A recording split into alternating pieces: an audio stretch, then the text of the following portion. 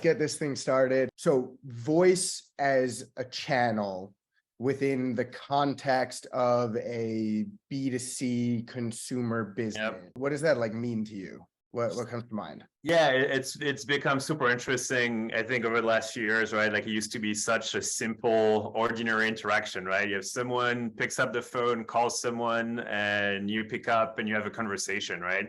You look at what's been happening the last few years, it's changed a lot, right? You have voice that's become asynchronous now. You have voice that's become automated with what you guys are doing at Flip. You have voice that's or interactions that jump from one channel to the other. We do a lot of working with chat, escalating chat to phone calls. We like to think we're doing like augmented voice with Aircall, right? And really helping folks kind of leverage their data, leverage integrations to have better phone calls. So I think that's what's been so interesting for me, like working in that field and working in voice, is just how much it's changed from that super simple interaction to just something that's become really complex, but also has like a ton of value associated to it if you leverage it in all the right ways. Yeah, I agree. I would even add to that list, like talking to an Alexa or talking to like voice controlled TV remotes in cars. Right. And everything in the like smart assistant category is just also under that umbrella of, right, if voice is just about spoken conversation and like using your voice as the means of communication rather than texting or any written form, really. Right. It's almost like on one hand you have voice-based and audio-based channels, and then on the other hand you have text-based channels. And I agree with you. There was almost like this, it's almost like text-based channels got very flooded with all these different versions, right? It was like, right, you've got obviously texting and email, and then you have like the social channels, and that got very like complex with all these different methods. And now I agree with you, over the last couple of years, the same thing has sort of happened on the voice side, where it's gone from just a simple phone conversation across two landlines with like the wires out to now obviously like being over the internet, being not always between two people, but like a person and a machine on the other side. And then all of these different like mediums outside of the phone as well. Yeah, and I mean the automation piece is big too, right? And obviously you see, you know, consumers have gotten so good at just interacting with bots, and I think it's just also becoming so much more normalized, just because you use your Siri or your Alexa at home. Like folks, probably last 6 months, a lot of folks have just tried ChatGPT one time, and the whole idea of interacting with a bot has also become so much more normalized. Like people expect it in a way, and so and they know how to use it when they have to interact with the bot, but they also know how to get out of that automated interaction when they also need to do that. And so we've also seen a lot of folks leveraging obviously more automation, but also thinking about that articulation between the automation and the more regular agent focused first interaction, and really making sure you build a smooth transition between the two, which is also like which is a very new problem for brands, for sure. And it's funny because, right, the bot has gotten so much shit for so long for being so bad and like nobody wanting to talk to it. And now to see these like consumer product bots that are showing up that like the world is going crazy about and everybody wants to talk to, that's such a like just fundamental change in perspective around like desire to talk to a machine. I think the other interesting angle is if the most rich experience is like an in-store experience, right? If you're building a consumer brand, imagine that you have some sort of like in-person presence, some store presence. That is like the most rich form of interaction that happens, right? Somebody comes in, and you see this more and more where like brands are thinking about their store as a immersive experience. It's not just about going in to buy something or return something or whatever, but it's about engaging with the brand. And then you have your in-store and your like in real life. And then on the other side, you have your like digital experiences, which have obviously been blowing up recently. But the catch-22 is always, when you go to the digital experiences, it's not nearly as rich of an experience and a relationship that forms. And to me, when I think about the voice channel, I think about something that is able to kind of, in some ways, like occupy that middle ground and satisfy the best of both worlds, where we're able, right? There's a reason that we're getting on now and we're doing this via voice, and we're not just like texting and then like putting it out into the world and expecting that to be engaging. So I think that there's real value in the richer form of engagement that you see in a voice channel that allows you to digitally achieve a lot of the like rich brand experience that is often kind of associated with an in-store experience.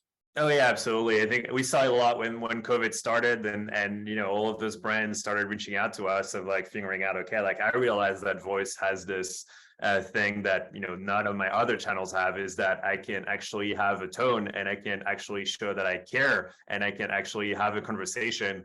We call that the by the way moments, right? Where like that's the one channel where you kind of like you can have like a side conversation, right? You can and whether it's you as the brand, right, being able to enlarge the scope of the interaction and not just solving an issue, but maybe talking about a new product that you have and you're offering, you're launching. Or it's the customer, right? That might be, maybe they have that one issue that they're calling you about right now, but maybe they also have feedback about the product. Maybe they're, thinking about some other products that they'd like to have and they can't find on the market. And you do get back to what you have in a store, which is, yes, you have the transaction happening, but you also have like all the side interactions that can happen. And for sure, the phone has this awesome middle ground of it can happen at any time. But also you have all those extra interactions that can happen around that conversation, which is super powerful. Yeah, our CMO always says that James always says people invented emojis for texting in order to try and mimic and replicate Right. the tone and expression that actually exists in the voice channel. Yeah, exactly, right? Like you have those emojis that you cannot even define really what they mean, but you see the emoji and you know what it means, right? And I guess the phone has like kind of like that same I guess capability of just really also just an awesome tool to express things that are more complex, right? Whether it's a problem that you're trying to solve, whether it's actually sharing feedback and things that, and there's also just that opportunity of doing it, right? Like you're on a chat trying to get a problem solved, right? Like, are you really gonna share feedback about the product and take the risk of derailing that conversation? Probably not, right? You're on the phone, it's a lot easier to go and do that. And it's at the advantage of both the customer and the brand, right? I think we see people talk about voice of the customer, voice of the brand, right? Like telephony is the one channel where you can really have that. And you can have the content and you can have the tone, right? I think that's we work with a lot of customers that sell, expensive, high value products, complex products. And we see those brands really using the phone as a relationship building channel as well, and not just a support or a sales channel. I think that's a great point. Text-based channels are so transactional. And when you get into the voice channel, it becomes way more about relationship. And I guess that's also where you get where that Aircall and Flip collaboration is working so well, as I think you do kind of like end up getting, you get the best of both worlds, right? Is that you get all of the things that have been really tough traditionally about voice, which is it's very time consuming. You get a lot of requests that are not necessarily the best fit for voice, and that ends up taking a lot of time and resources out of your business. You get to automate and super smooth, easy, and just really enjoyable for the customer. I think that's the thing that we hear a lot too, is like they're really feeling that they're getting the help that they need and they're not waiting on a phone line for hours. And on the other side, as soon as you get to a point where you need that less transactional experience, you're able to do that in literally a second and get to an experience that's really completely personalized. And so that's really where I think we've seen the partnership really take off, is you get really the best of both worlds. Yeah. And I want to get into the like why you think that people are so hesitant, right? And why brands are so hesitant to either like start doing things in the voice channel or to lean into their voice channel. But to me, one of the like key things that Aircall and Flip together are solving for is we're making it easy to do well in the voice channel, right?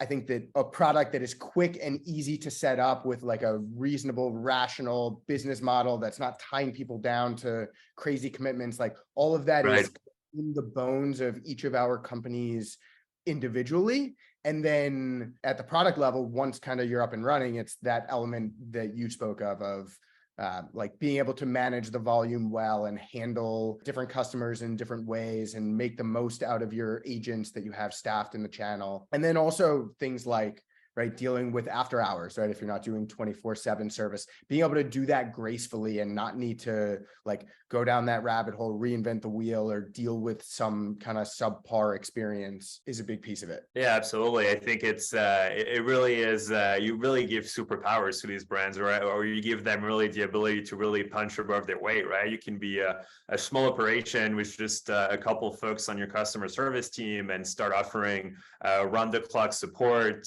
lightning fast response times. Those things were really, you need to be 1,000+ contact center to be able to do these things, right? And you're really just democratizing what super advanced customer service over the phone is with the combination of both products, which is awesome. Yeah. Why do you think there is so much hesitation, right? Why do brands wait as long as possible to turn on the voice channel, and for brands that have it, in a lot of cases, try and like steer clear of it and move away from it? There's so much going on there. It's I think for sure voice as a category is definitely just lag behind, right? It's been built on really bad systems, and I think we're always boiled down to three things, right? The channel was suffering from lack of integration. Usually it's like this black box that doesn't talk to anything else in your technology stack, and as with anything that's dark and mysterious, it creates a lot of questions. Lack of insights, right? Whether it's bringing in the customer data, right? I mean, we've all experienced that, right? Like type in your account number, that's even the best case scenario, or having to repeat your account number 3 times over 3 different transfers, right? All having that customer data really surfaced at the right time, and lack of automation, right? And so I think those are kind of like the 3 things that we're trying day in, day out to solve for, so that customers feel more confident using the system. Because if you look at the old telephony customer service operation, it's expensive, you're really vulnerable, and I think customers definitely feel that when your agent doesn't have, your customer service rep doesn't have the immediate answer to the question they're being asked, things go downhill very quickly. And so there's definitely a lot of challenges. The flip side of that is the opportunity for brands to do that really, really well and differentiate today is incredible, because really it's all out there for the taking. Yeah, it's funny. The brands that we see that are really leaning in are thinking about voice as a way of differentiating their brand against their competitors in the marketplace, Right. all the way up to that like CMO, CEO level role. When they're thinking about how they're growing their business, they're thinking about the brand experience, the customer experience, and then they're thinking about, hey, right, none of my competitors are offering phone. They're all offering these like forms and this, that, and the other. And it's like impossible to engage with the brand. And I'm going to come in and I'm going to put a phone number smack there on the front page of my website. And I'm going to invite every conversation with my customer that they want to have with me. Yeah, 100%. That is a huge difference. It is a huge difference. And that's the thing too. You look at just differentiation in e-commerce is becoming rarer and rarer, right? You have all that technology where obviously products, it's become hyper competitive. The barriers to entry of putting a new product on the market are lower and lower. You have all that technology where the purchasing journey itself is becoming very standardized and somewhat really hard to differentiate. You have, whether it's your social checkout, you have all those awesome cart systems. It just makes it really hard to differentiate there. What we hear from a lot of our brands is the differentiation happens like at both ends of the customer journey, whether it's getting super creative in your customer acquisition, your advertising, or on the other side is having that awesome customer service where people just really value the product, but they value the experience as well. And so we would definitely hear that a lot, where to try and build that loyalty, you kind of like have to think really creatively about how you service customers, and adding voice is really differentiating, because not all brands are doing it. And I love the connection from, right, in the B2C business, in the e-commerce business, they refer to themselves and they think about building a brand, right? They're not saying, oh, I'm building a corporation. They're saying I'm building a brand. And when you read the earnings calls and whatever from the top ones that really like made e-commerce what it is, you look at Warby and you look at Peloton and you look at those companies and you look at what their leadership team is saying to the market at the highest of level, they talk about their brand experience and the brand loyalty as like a core thing that on one hand has made them what they are, and on the other hand is going to allow them to reach the next level of their growth, right? I always love the old thing of like, brand is the sum of every interaction that a customer has with your business, right? Like that is what your brand is. And then interactions happen, right? That's customer experience, right? That is kind of like the category definition of customer experience. Yeah. And then you think about like, okay, where's the customer experience really good? Where is it not good? And support is like notoriously unanimously understood to be like amongst the worst parts of the customer experience. So there's that direct kind of chain from what the vision and the goals are at the CEO and the board level down into like, okay, how are we actually going to achieve that? And then saying, okay, support and new ways of winning there become very important. And voice as a channel to lean into, where it's like, okay, when you're talking about support, the most important thing is like being there for people, being there for your customers when they want you, anytime, any place, anywhere, any channel, and having a quick solution to their problem.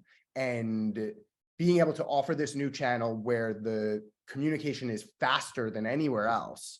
And it is more rich also in that like personal dynamic that we were touching on earlier.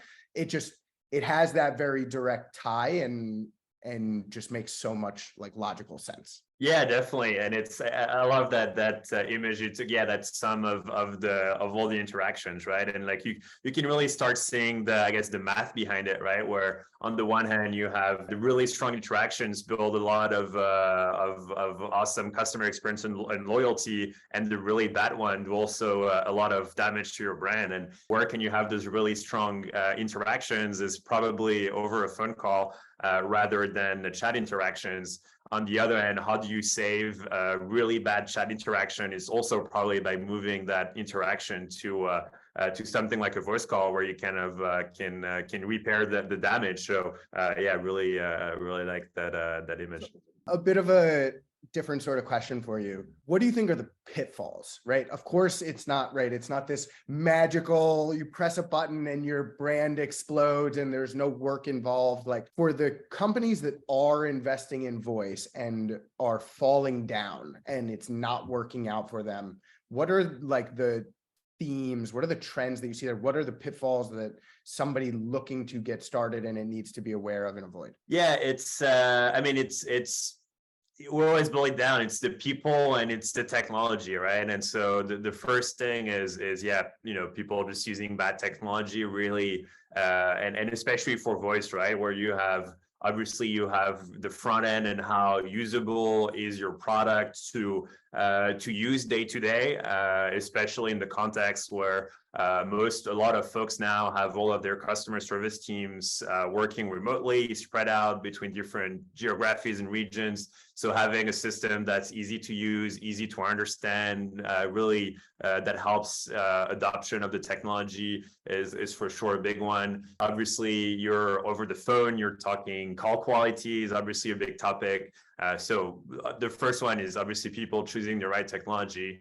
The second one is people, right? And it's really you can try and automate as much of voice as you want. Like obviously the customer service rep remains a central piece of the equation.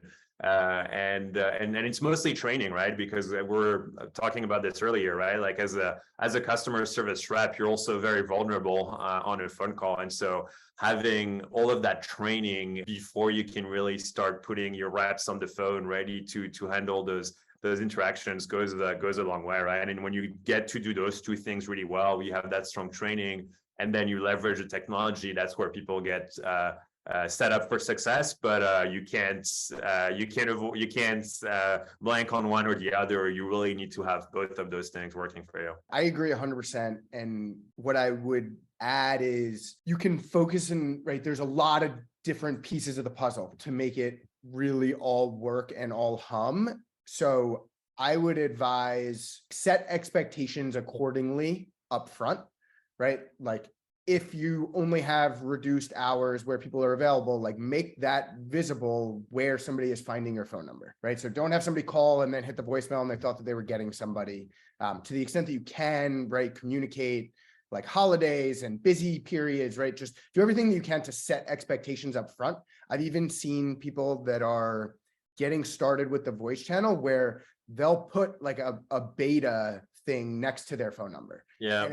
And that sets a very clear expectation to the consumer that like, this is a new thing, right? It's something that we're investing in and we want you to try, but it is also new. So like, bear with us in the same way that you would any beta experience. So I think one is around setting expectations. And then I think the other thing is having the data that's going to allow you to focus. So you hit on a laundry list of levers that exist in order to improve it. And for one person that's managing across a bunch of different channels and turning it on, like that can seem like an explosive amount of stuff that they can never manage. But if you have the data, right, and you kind of can see everything that's going on, you can judge the performance, then you'll kind of know what lever you need to touch on when in order to incrementally move that dial. Yeah, absolutely. And I like how you put it. It's really not, you can really go at it one step at a time. And we see people getting really creative with the channel. We've one customer, they do products for, high-end expensive products for babies and parents and their introduction to voice as a channel was really, they were using it to handle abandoned carts type situations where they would actually use the phone in their marketing as like, hey, we know it's a big decision for you. You're going to be spending north of $1,000 on this product that you've never bought before. Try giving us a call. And so they were kind of like using that as a way for their customers and their team to get familiar to it. And it grew over time to that channel, to voice becoming a very important piece of how they run support. And I think, I mean, yeah, we've seen it with some of the customers that we shared together with you guys. We're thinking of Snow, which is a company that we all really love, just doing oral care products.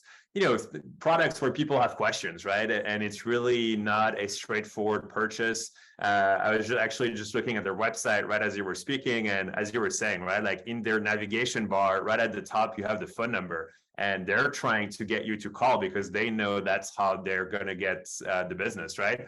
And it's been awesome. They've been a customer of ours for north of 3 years now. I think they've been with you guys for a few months, and what's been really interesting is now that we've added the automation piece to how they use voice, their usage is actually going up and up month over month, and they're just leaning in that voice channel and being ultra successful with it.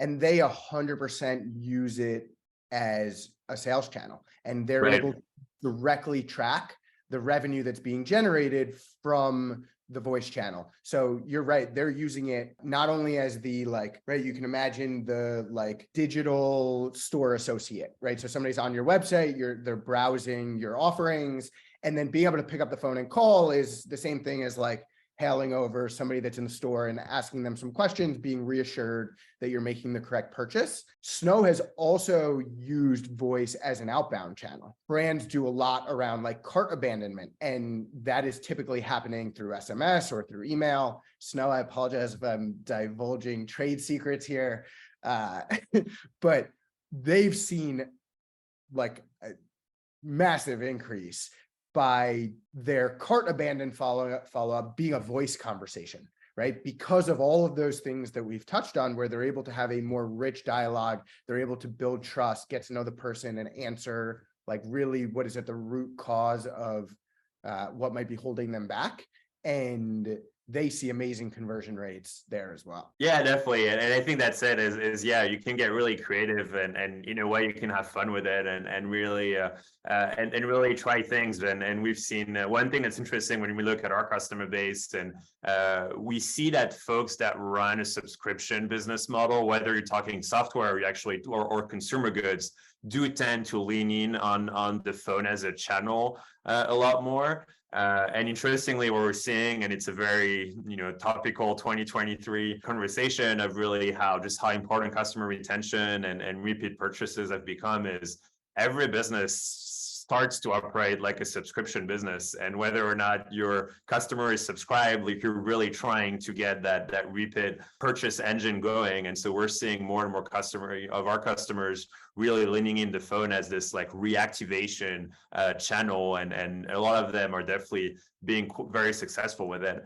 I think the other side of that is we're also seeing a lot of customers just thinking about their bottom line and trying to become a lot more efficient with their technology spending, especially in e-commerce, right? Where you have so much variability of usage from one month to another. I think we've seen a lot of our customers lean onto Flip and a lot of the technology out there to really drive a more efficient business. I think Untuckit is one customer that comes to mind, where they're really using the automation as a way to just grow efficiently and manage their high volume, especially when it's more seasonal, their high volume of customer requests in a way that makes sense for them to run their business. And the automation works great for them, and they still obviously keep the ability to move back to a one-on-one interaction when they need it. Yeah, I think that you're totally right. And I think that the most beautiful thing that the Aircall and Flip combo, and we touched on this a little bit earlier, it just makes it really easy for them to get started. And right, there's no 36-month contract. It's easy to get started. The tools are intuitive. It's integrated into the other tools that you're using. There are very clear kind of proven use cases for how you can get started and get to ROI quickly. Definitely, we should run like a 30-minute challenge of just getting people up and running on Aircall and Flip with automated CX in 30 minutes. Would have some good results with that, because the technology has become so easy to implement. It always feels very overwhelming, right? You're purchasing technology and you're thinking of everything you have to do, from like a training, from an adoption standpoint. I think the fact that, and I think we really share that DNA as well, right? Of how do we make our product and we work with a lot of B2C brands. And so I think we have that in our DNA of, right, our product has to be so simple to use for an end user that it makes the adoption of it just really straightforward. And I think we're also thinking of how do we help our customers through that transition, and putting our money and our resources where our mouth is, just having really strong onboarding and implementation to help our customers get up and running. All righty. Well, this has been an awesome back and forth here. Are there any kind of final thoughts that you want to share? Or no, it was awesome. Yeah, I think you put it really nicely towards the end, right? Like it's become so much more easy to get up and running with voice. We've really worked with our team and you guys at Flip, really making it easy, right? So the parting word is give it a shot. We've made it really straightforward to get up and running. But yeah, thanks Brian for the conversation. It was a lot of fun. Yeah, it's been a great chat. And brands out there, don't be shy. You can dip a toe in and see how it feels. You can use that little beta symbol and get started. So thanks for giving us a listen.